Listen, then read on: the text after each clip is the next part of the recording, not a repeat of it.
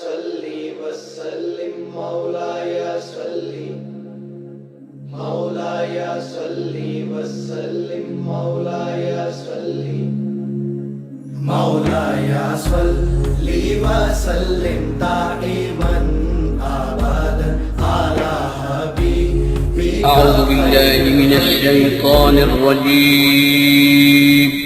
پناہ مانگتا ہوں میں اللہ کی شیطان مردود سے. بسم اللہ الرحمن الرحیم. شروع اللہ کا نام لے کر جو بڑا مہربان نہایت رحم والا ہے.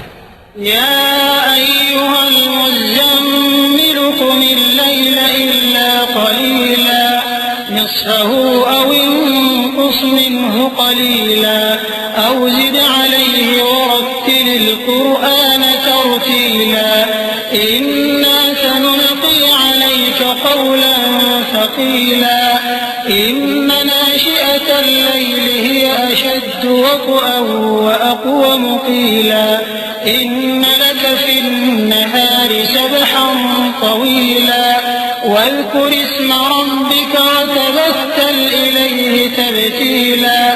اے کملی میں لپٹنے والے، رات کو قیام کیا کرو مگر تھوڑی سی رات، یعنی نصف رات یا اس سے کچھ کم قیام کرو یا کچھ زیادہ، اور قرآن کو اچھی طرح ٹھہر ٹھہر کر پڑھا کرو. ہم ان قریب تم پر ایک بھاری فرمان نازل کریں گے. کچھ شک نہیں کہ رات کا اٹھنا نفس کو سخت پامال کرتا ہے، اور اس وقت ذکر بھی خوب درست ہوتا ہے. دن کے وقت تو تمہیں اور بہت سے شغل ہوتے ہیں، تو اپنے پروردگار کے نام کا ذکر کرو اور ہر طرف سے بے تعلق ہو کر اسی کی طرف متوجہ ہو جاؤ. رب المشرق والمغرب لا إله إلا هو فاتخذه وكيلا واصبر على ما يقولون واهجرهم هجرا جميلا وذرني والمكذبين أولي النعمة ومهلهم قليلا إن لدينا أنكالا وجحيما وطعاما ذا غصة وعذابا أليما. وہی مشرق اور مغرب کا مالک ہے، اس کے سوا کوئی معبود نہیں، تو اسی کو اپنا کارساز بناؤ. اور جو دل آزار باتیں یہ لوگ کہتے ہیں ان کو سہتے رہو، اور خوبصورتی سے ان سے کنارہ کش رہو، اور مجھے ان جھٹلانے والوں سے جو دولت مند ہیں سمجھ لینے دو، اور ان کو تھوڑی سی مہلت دے دو. کچھ شک نہیں کہ ہمارے پاس بیڑیاں ہیں اور بڑی زبردست آگ ہے، اور گلے میں اٹکنے والا کھانا ہے، اور درد دینے والا عذاب ہے. يوم ترجف الأرض والجبال وكانت الجبال كثيبا مهيلا إنا أرسلنا إليكم رسولا شاهدا عليكم كما أرسلنا إلى فرعون رسولا فعصى فرعون الرسول فأخذناه أخذا وبيلا فكيف تتقون إن كفرتم يوما يجعل الولدان شيبا السماء منفطر به كان وعده مفعولا إن هذه تذكرة فمن شاء اتخذ إلى ربه سبيلا.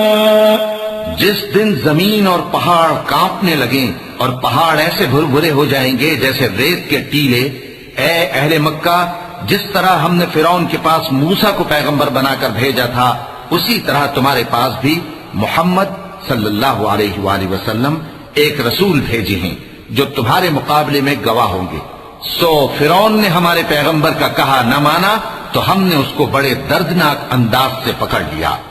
اگر تم بھی ان پیغمبر کو نہ مانو گے تو اس دن سے کس طرح بچو گے جو بچوں کو بوڑھا کر دے گا، جس سے آسمان پھٹ جائے گا.